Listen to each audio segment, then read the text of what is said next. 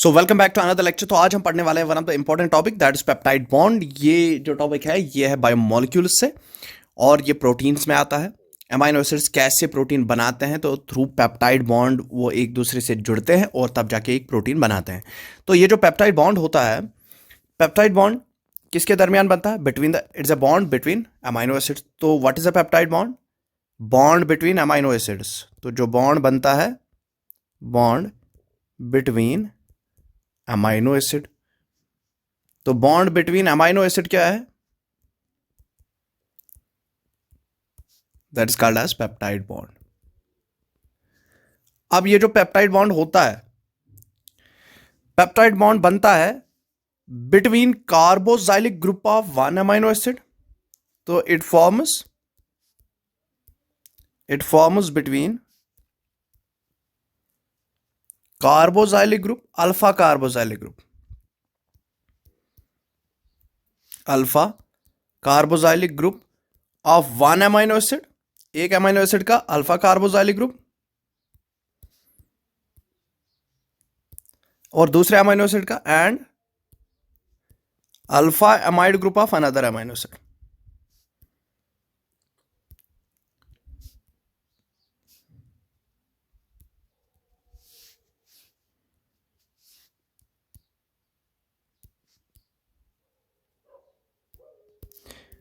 तो ये है carboxylic group of one amino acid और between the alpha amide group of another amino acid. ये अल्फा अमाइड ग्रुप क्या होता है, ये अल्फा कार्बोजाइलिक ग्रुप क्या होता है, ये भी अभी आपको पता चलेगा। तो ये जो पेप्टाइड बॉन्ड फॉर्मेशन है, पेप्टाइड बॉन्ड फॉर्मेशन एक डिहाइड्रेशन सिंथेसिस रिएक्शन है। तो it is a dehydration synthesis reaction. That means अगर इसमें डिहाइड्रेशन हो रही है, दैट मीन्स इसमें लॉस ऑफ वाटर हो रहा है और फिर बॉन्ड बन रहा है। तो dehydration synthesis reaction, that means dehydration synthesis reaction हम उस रिएक्शन को कहते हैं जिसमें bond is formed by the release of water. Water gets released and bond is formed, तो उसी को हम कहते हैं it is a dehydration synthesis reaction. और एक और चीज, ये जो पेप्टाइड बॉन्ड फॉर्मेशन है, it is an endergonic process. तो ये क्या है? इसमें एनर्जी लगती है, इट इज एंडरगोनिक प्रोसेस। तो एंडरगोनिक प्रोसेस क्या होती है? Which requires energy. Endergonic process है ये। तो कितनी एनर्जी रिक्वायर होती है पेप्टाइड बॉन्ड फॉर्मेशन के लिए? पेप्टाइड बॉन्ड फॉर्मेशन के लिए रिक्वायर होती है 21 किलो जूल्स ऑफ एनर्जी। तो कितने kilo joules? 21 kilo joules. 21 kilo joules of energy is required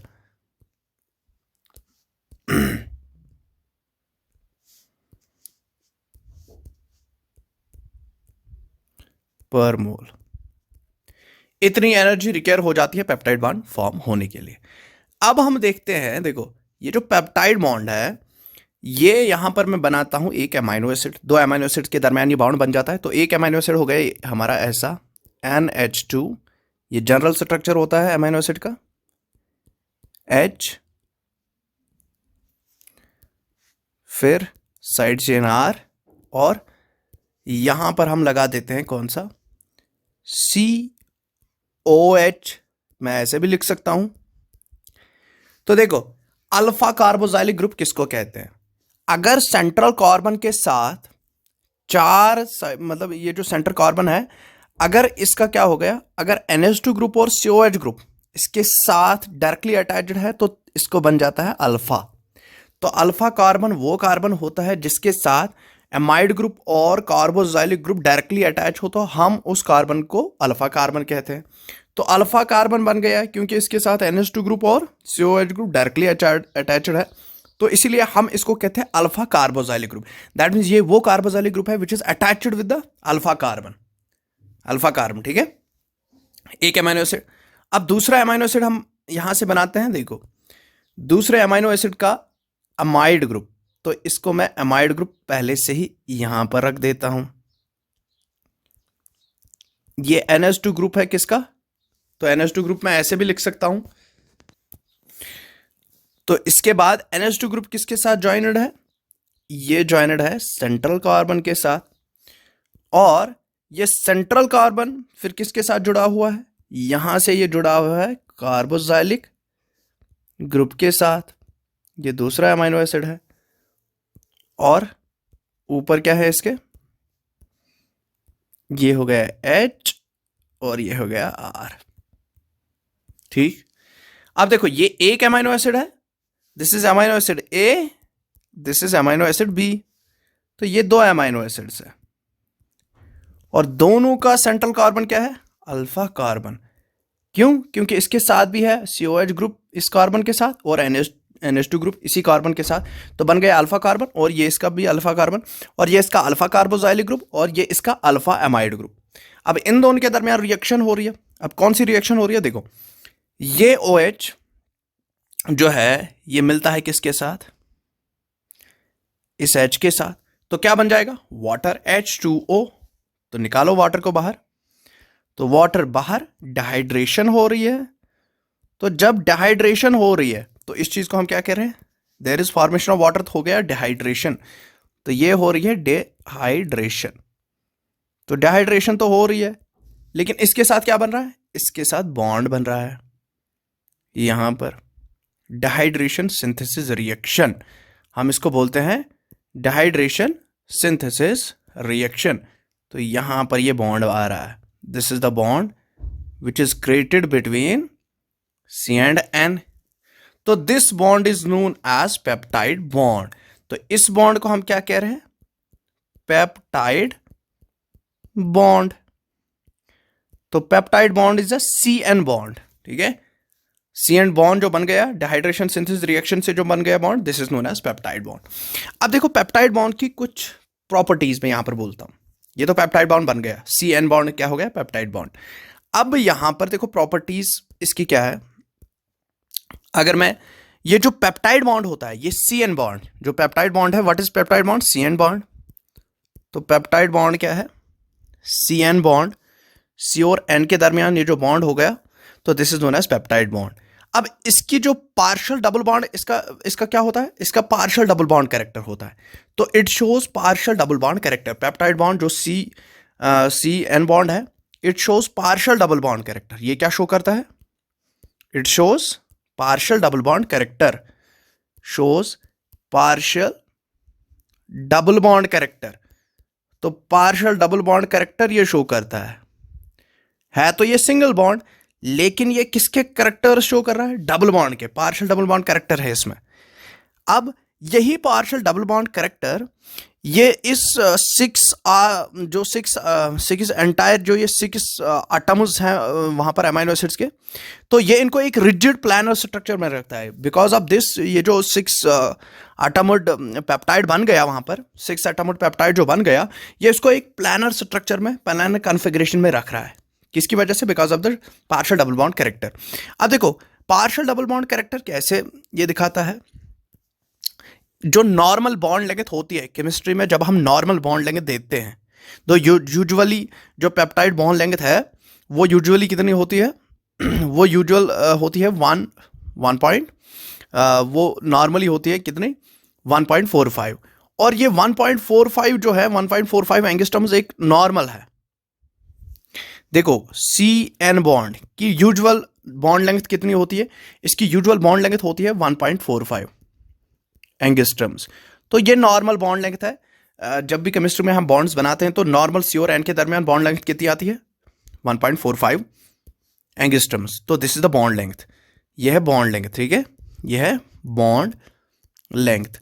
तो नॉर्मल बॉन्ड लेंथ इनके दरमियान है। लेकिन जो पेप्टाइड बॉन्ड है, पेप्टाइड बॉन्ड जो CN बॉन्ड है, पेप्टाइड बॉन्ड, इसमें कितनी बॉन्ड लेंथ आती है, इसमें शॉर्टर बॉन्ड लेंथ आती है देन नॉर्मल। तो इसकी बॉन्ड लेंथ है कितनी, इसकी बॉन्ड लेंथ होती है 1.33 एंगस्ट्रम, 1.33 एंगस्ट्रम। तो जिसके कारण due to the shorter bond length it behaves as a double bond character. Bond length कितनी है, शॉर्टर। तो इसकी नॉर्मल तो ये है, this is normal CN bond. Normal CN bond की लेंथ इतनी होती है, बट जो पेप्टाइड बॉन्ड की लेंथ है वो भी CN बॉन्ड ही है, बट यहां पर क्या है, bond length is much shorter than normal bond length.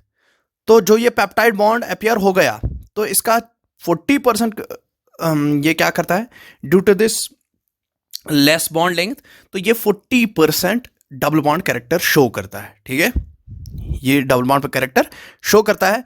तो जो रोटेशन होती है बॉन्ड की, तो वो रोटेशन रिस्ट्रिक्ट हो जाती है because of this double bond character.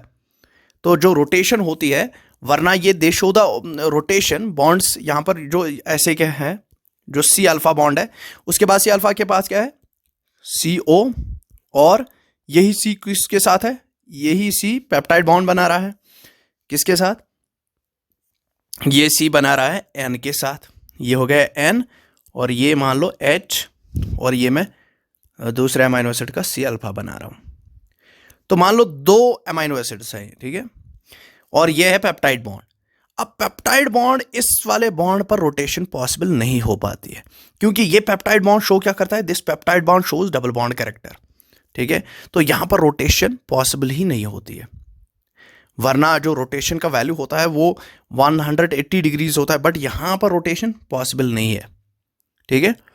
तो इसी जो रोटेशन है, फिर इसके लिए बॉन्ड एंगल्स, डाइहाइड्रल एंगल्स जो होते हैं, जैसे कि रोटेशन परमिट कहां पर होगी, ओनली रोटेशन अगर पॉसिबल है, एक पेप्टाइड में अगर रोटेशन पॉसिबल है, तो वो कहां पर है, वो पॉसिबल होती है जो एन और सी होता है, एन और सी, देखो एन और सी अल्फा,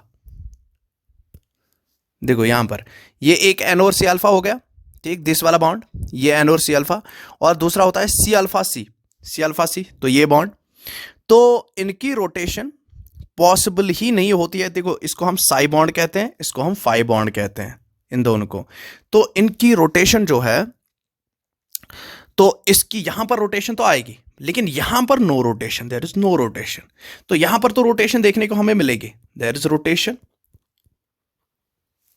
और यहां पर भी रोटेशन हमें देखने को मिलेगी, but C bond, C N bond, peptide bond पर रोटेशन पॉसिबल नहीं है। इस बॉन्ड को साई बॉन्ड कहते हैं, इस बॉन्ड को क्या कहते हैं, फाई बॉन्ड। तो इन एंगल्स को जो रोटेशन यहां पर इन एंगल्स पर आती है रोटेशन, उसको हम टॉर्शन कहते हैं, या इन एंगल्स को हम कन्फॉर्मेशनल एंगल्स या डायहेड्रल एंगल्स कहते हैं। तो the rotation brought about by these angles, उसको हम टॉर्शन भी कहते हैं, या इनको हम सिंपली क्या कहते हैं, इनको हम सिंपली डायहेड्रल एंगल्स भी कहते हैं, ठीक है। तो ये तो हो गया क्या, ये सिंपली हो गया हमारा this peptide bond formation, okay. तो जब भी ये लेक्चर आप देखो यूट्यूब पर, hit the like button and make it more viral, ठीक है, बाकियों को भी फायदा पहुंचे। एंड बड़ा ही इंपॉर्टेंट टॉपिक है ये, इसमें एक नंबर तो आने ही वाला है, मतलब एक क्वेश्चन आने ही वाला है कि पेप्टाइड बॉन्ड की फॉर्मेशन कैसे होती है, किसके दरमियान होती है। तो ये 2-3 ऑब्जेक्टिव्स इस पर बनने वाले हैं आराम से।